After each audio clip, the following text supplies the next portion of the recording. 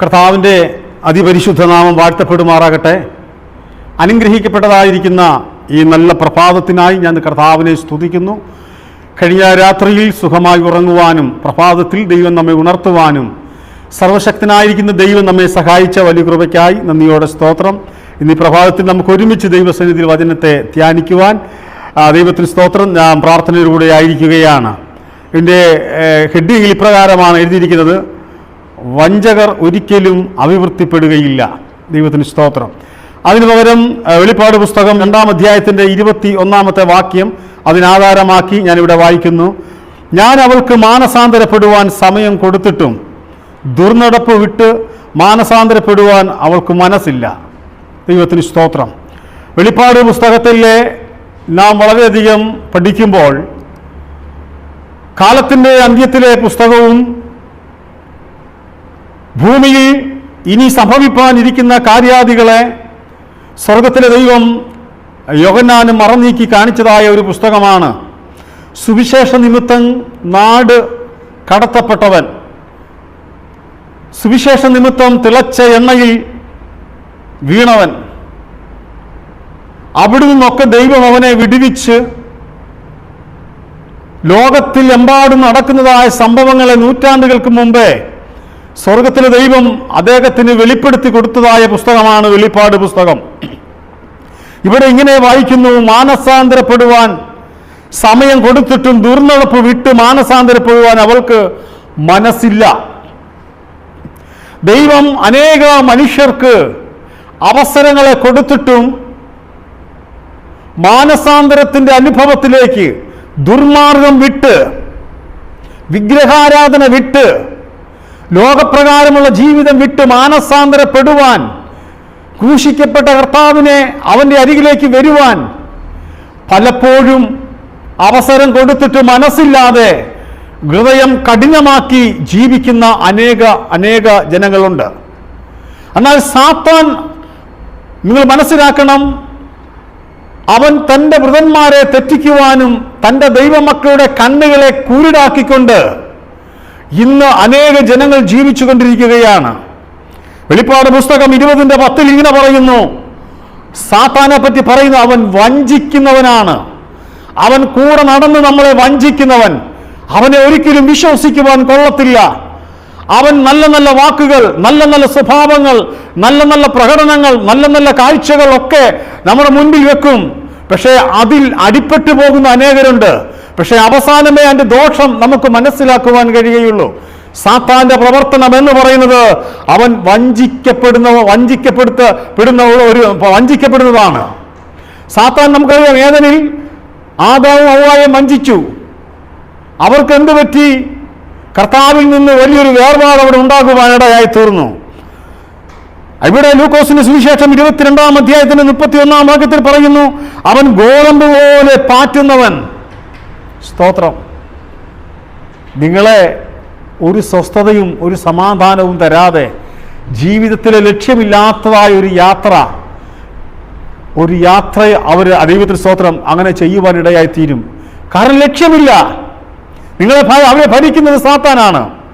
ഇവിടെ ദൈവത്തിന് സ്തോത്രം 1 രാജാക്കന്മാരുടെ പുസ്തകം 21:5-15 വരെ 16-18 വാക്യങ്ങൾ ഇവിടെ വായിക്കുമ്പോൾ ഇങ്ങനെ പറയുന്നു: അവൾക്ക് മാനസാന്തരപ്പെടുവാൻ സമയം കൊടുത്തു. ഇവിടെ ഒരു ഇസബേൽ സ്ത്രീയെയാണ് ഇവിടെ കാണുന്നത്. തുടക്കം മുതൽ ഇസബേൽ സ്ത്രീ അവൾ വഞ്ചിക്കപ്പെടുന്നവളാണ്. അവൾ ഒരിക്കലും ഇസ്രായേലിന്റെ ദൈവത്തെ ആരാധിക്കുവാൻ അവൾ ഉദ്ദേശിക്കുന്നില്ല. ദുർമാർഗത്തിലും വിഗ്രഹാരാധനയിലും ഒക്കെ മുന്നോട്ട് കടന്നു പോവുകയാണ്. പക്ഷേ ദൈവവചനം പറയുന്നു, പലപ്പോഴും അവർക്ക് അവസരങ്ങളെ കൊടുത്തു ജീവനുള്ള ദൈവത്തെ ആരാധിപ്പാൻ. എന്നിട്ടും ബാലിന്റെ വിഗ്രഹങ്ങളെയും 450 ബാലിന്റെ പ്രവാചകന്മാരെയും ഒക്കെ വെച്ചുകൊണ്ട്, അസേരാ പ്രതിഷ്ഠകളെയൊക്കെ വെച്ചുകൊണ്ട് അവരുടേതായിരിക്കുന്ന ബിംബത്തെ ആരാധിക്കുവാൻ തുടങ്ങി. അതുമാത്രമല്ല, അനേക ദൈവദാസന്മാരെ കൊന്നൊടുക്കുകയും ഉപദ്രവിക്കുകയും ഭീഷണിപ്പെടുത്തുകയും ചെയ്യുന്നതായ ഒരു സ്ത്രീയായിരുന്നു ഇസബേൽ സ്ത്രീ. എന്നാൽ അവിടെ സംഭവിച്ചത് എന്താണ്? അവസാനം വളരെ പ്രയാസപ്പെട്ടതായിരിക്കുന്ന, അഥവാ വളരെ ബുദ്ധിമുട്ട് അനുഭവിക്കുന്നതായ ഒരു മരണമായിരുന്നു ഇസബേൽ സ്ത്രീയുടെ. അവിടെ രക്തം നായ്ക്കൾ നക്കി കുടിക്കുകയായിരുന്നു എന്ന് പറയുന്നു.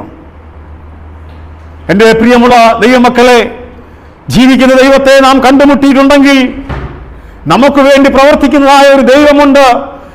നൂറുകണക്കിന് ഇസ്രായേൽ സ്ത്രീകൾ എഴുന്നേറ്റെന്ന് പറഞ്ഞാലും ഭയപ്പെടേണ്ടതായിരിക്കുന്ന ആവശ്യമില്ല. ഞാൻ അവൾക്ക് മാനസാന്തരപ്പെടുവാൻ സമയം കൊടുത്തു. ദുർനടപ്പ് വിട്ട് മാനസാന്തരപ്പെടുവാൻ അവൾക്ക് മനസ്സില്ലായിരുന്നു. ഒരുപക്ഷെ വെളിപ്പാട് പുസ്തകം ദൈവസഭയെ നോക്കിക്കൊണ്ടായിരിക്കും പറയുന്നത്. ദൈവം സൃഷ്ടിക്കപ്പെട്ട ധനമെല്ലാം ദൈവസഭയാണ്. പക്ഷെ ദൈവത്തോട് അടുത്തു വരികയും ദൈവത്തിന്റെ കൽപ്പനകളും പ്രമാണങ്ങളും അനുസരിച്ച് ജീവിക്കുന്നതായ ദൈവസഭയോട് ചേരുവാൻ ദൈവത്തിന് സ്തോത്രം. എന്നാൽ ദുർനടപ്പുള്ളതായിരിക്കുന്ന വിഗ്രഹങ്ങളെ ആരാധിക്കുന്ന ദൈവത്തിന്റെ സൃഷ്ടിയായിരിക്കുന്ന അവരെ സന്നിധിയിലേക്ക് കൂട്ടിക്കൊണ്ടുവരുവാൻ ദൈവം ആഗ്രഹിക്കുന്നു. ഒരു നിമിഷം ജീവിക്കുന്ന ദൈവത്തെ നീ ആരാധിക്കുമെങ്കിൽ, ദൈവത്തെ നീ കണ്ടുമുട്ടുന്നുവെങ്കിൽ എന്താണ്, നീ ദൈവത്തിന്റെ സഭയായി, ദൈവത്തിന്റെ മണവാട്ടിയായി മാറുവാനിടയായി തീരും. ആയതുകൊണ്ട് ഇവിടെ വെളിപ്പാട് പുസ്തകമൊക്കെ വായിക്കുമ്പോൾ അവൻ തെറ്റിദ്ധരിപ്പിക്കുന്നവനാണ്, അവൻ കള വിതയ്ക്കുന്നവനാണ്, അവൻ തടസ്സപ്പെടുത്തുന്നവനാണ്, അവരെ കണ്ണ് കുരുടാക്കുന്നതാണ്, സാത്താൻ വശീകരിക്കപ്പെടുന്നവനാണ്. ദൈവത്തിന് സ്തോത്രം. അനേക ആയുധങ്ങളെ ലോകത്തിന്റെ മോഹങ്ങളിൽ കൂടെ അവരെ വശീകരിച്ചുകൊണ്ട് അവരെ ഭാവിയെ, അവരെ ജീവിതമേ, അവരെ പ്രത്യാശ എല്ലാം നഷ്ടപ്പെട്ടവരായി ജീവിക്കുന്ന അനേകരുണ്ട്. ദൈവമക്കളെ, ഞാൻ ഒരു കാര്യം കൂടെ ഓർപ്പിക്കട്ടെ. ഈ ഭൂമിയിൽ കാണുന്ന സകല മനുഷ്യരും ദൈവത്തിന്റെ സൃഷ്ടിയാണ്.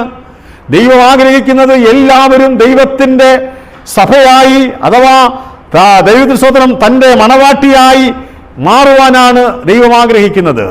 ഈ പ്രഭാതത്തിൽ ദൈവത്തിന് സ്തോത്രം, നമ്മുടെ ജീവിതത്തിലെ ദുർനടപ്പുകളെ വിട്ട് നമ്മൾ മാനസാന്തരത്തിന്റെ അനുഭവമായി നാം കടന്നു വരണം.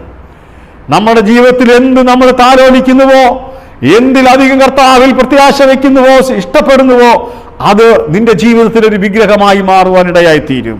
അതുകൊണ്ട് ദൈവത്തിന് മുൻഗണന കൊടുത്തുകൊണ്ട്, ദൈവത്തിന് വേണ്ടി, ദൈവത്തിന് സ്തോത്രം, മുൻ സ്ഥാനം കൊടുത്തുകൊണ്ട് ജീവിക്കുന്നവരെ ദൈവം അനുഗ്രഹിക്കുവാനിടയായി തീരും. കാരുണ്യവനായ രക്ഷക, ഓരോ തവണയും ഞങ്ങളുടെ വ്യക്തിപരമായ വിഗ്രഹങ്ങൾ നിർമ്മിക്കുമ്പോൾ ഞങ്ങൾ നിന്നോട് വിശ്വസ്തരാണോ?